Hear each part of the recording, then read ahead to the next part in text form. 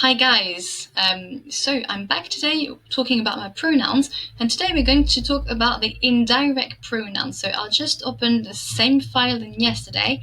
Yesterday we talked about the direct object pronouns, and today we'll talk about the indirect object pronouns. So before we actually uncover this, what is an indirect object and what do we need it for? So here we're going to take the same example that yesterday. I gave the book to Mary. We said that I is the subject because it's the person who's doing the action, and then we have give, which is the verb, and the book is the direct object, and Mary is going to be the indirect object. So in a sentence, the indirect object is the thing that when you ask the question to whom or at who or at what or to what, then that would be the answer. So that's the answer to that question, the indirect object. So here, who do I give the book to? Mary. But therefore, Mary is going to be the indirect object. So in French, a lot of the time, you recognize an indirect object because there is this little a word here, the a with the accent, the hat accent. So most of the time, that's going to appear like this.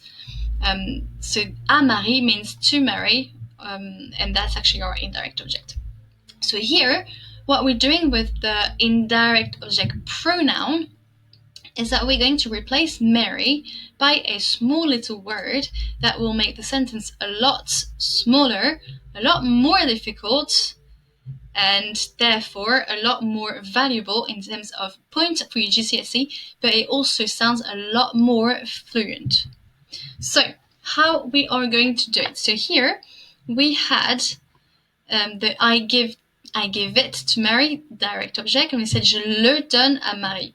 So remember, we said for the direct object, we always put the pronoun for the direct object before the verb. So the direct object is after the verb. I give the book to Mary, and instead of saying I give it to Mary, in French we say I it give to Mary. For the indirect object pronoun, it's going to be exactly the same thing. So instead of saying I give it to Mary, so I'm just going to put it here. Where is it here? There you are. So let me choose a different color so it's all clear. Let's say blue. So instead of I give it, so I give the book to Mary. So let's forget about the book for now. We're just going to say I give the book to her. So the way you do it in English, I give the book to her, you just change Mary by her straight away without having to move anything in the word order in a sentence. In French, here again, you're going to have to put the pronoun in front of the verb. But now you're going to ask me, what kind of pronoun do I need? So that's where I'm uncovering my little thing here. There we are, indirect object pronoun and transparent. There we are, magic. So indirect object pronouns are here. So for I, if it's, for example, I give it to myself, that would be me. So me. And then for you, as in singular you, so for example, I give the book to you. I don't think we can actually change it in English. That would be je te donne le livre. And for lui, which is, by the way, the same for the feminine and the masculine for French. So just to remember that one, which is brilliant because for once we don't actually have to remember the feminine and the masculine version. So we have the different indirect object pronoun here depending on the person that is actually talking to depending on the indirect object. So if I'm talking about I give the book to the boys, then you'll change what the boys is like saying they to them. That's what we say in English. I give the books to them. So how do you change them? So the boys into them in French, where you have les garçons, which means the boys, and you're going to change it into leur. that is the indirect object pronoun version for their or they, right? And you do that for all of them. So if it's I give the book to our group, then right, you're going to change it to I give the book to us, ourselves. And therefore, you're going to change it into nous. So, je nous donne le livre. Changing it. So remember, the indirect object pronoun always come before the verb. So instead of saying I give the book to her, you are going to say je lui, using the indirect object pronoun for her, je lui donne le livre. There we are.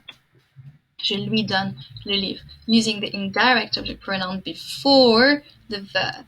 And now you're going to ask me a question, and I know what it is. You're going to say, right, now how do I say I give it to her?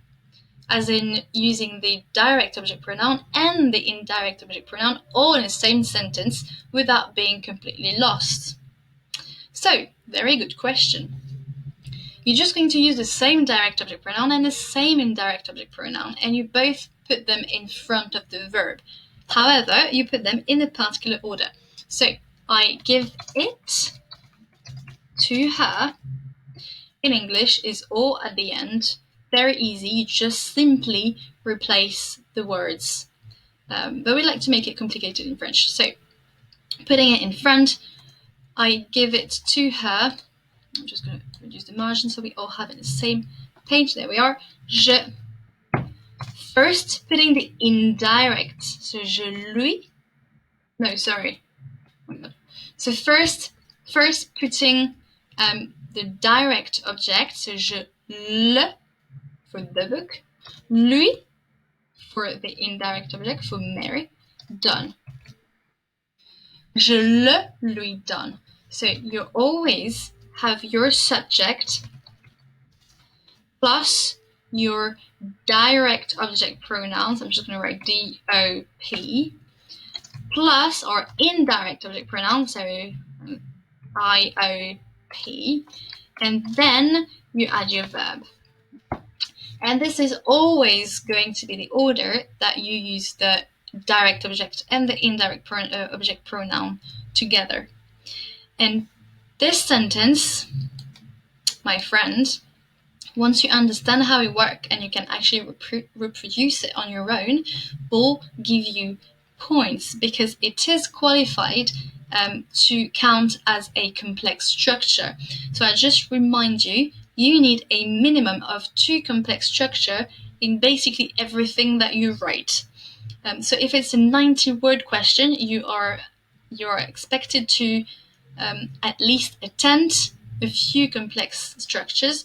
If you're writing the 150-word question for higher, then they just expect you to have a higher knowledge of French, and therefore you need to use at least 2 complex structure if you want to reach a certain level on your mark scheme criteria. If you don't have any complex structure, there is a certain level that you can't actually reach, and you can do whatever you want in the rest of your text. You're never going to go past that level.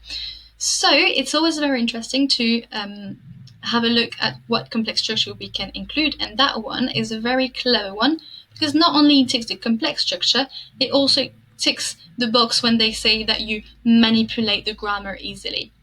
So that's always a good one to have. Just like yesterday, I write you a few sentences so you can actually transform the sentences from a normal one to one with a indirect object pronoun. So up to your notebooks and pen and pencils, and I just let you practice. Don't hesitate to send me your work. I really don't mind. That's actually my job. I love to help students improving, so just send me your work and I'll do my best to mark it and give you the feedback that you need. See you soon.